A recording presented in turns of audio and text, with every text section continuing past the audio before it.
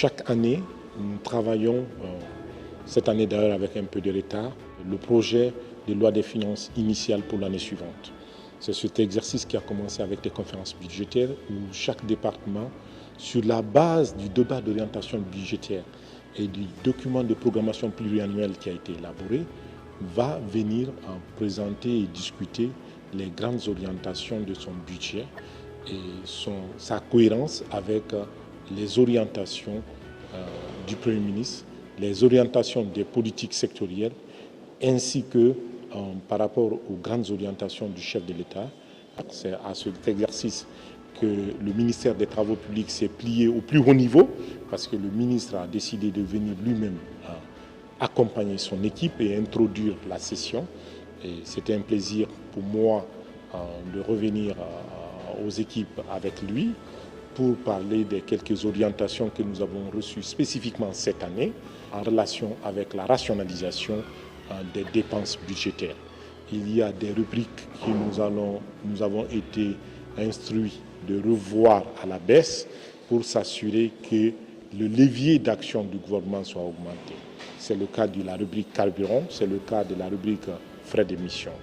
Mais également, il y a des transferts qui sont envoyés à des structures. Des EPA reçoivent des transferts et d'autres structures reçoivent des transferts.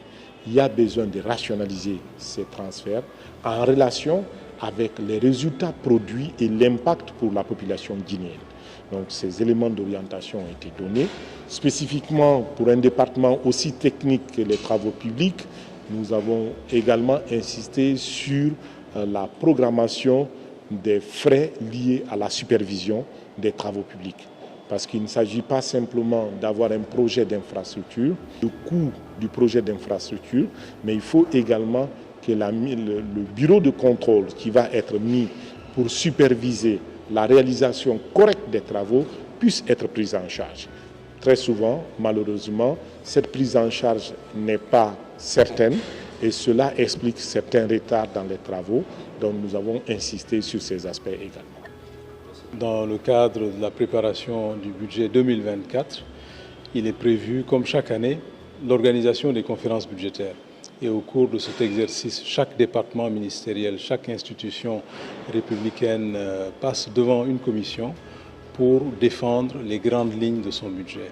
Et comme vous le savez, en tant que département en charge des infrastructures et des travaux publics, nous avons un portefeuille de dépenses, un portefeuille de projets d'investissement public assez important. Nous avons aussi des dépenses liées au fonctionnement, au paiement des salaires, mais aussi aux subventions des organismes publics qui relèvent de notre département. Nous étions venus donc présenter notre avant-projet de budget au compte des infrastructures et des travaux publics. Donc un très bon début de satisfaction parce que le ministre du Budget a rappelé la place de notre département dans la mise en œuvre du programme de référence intérimaire.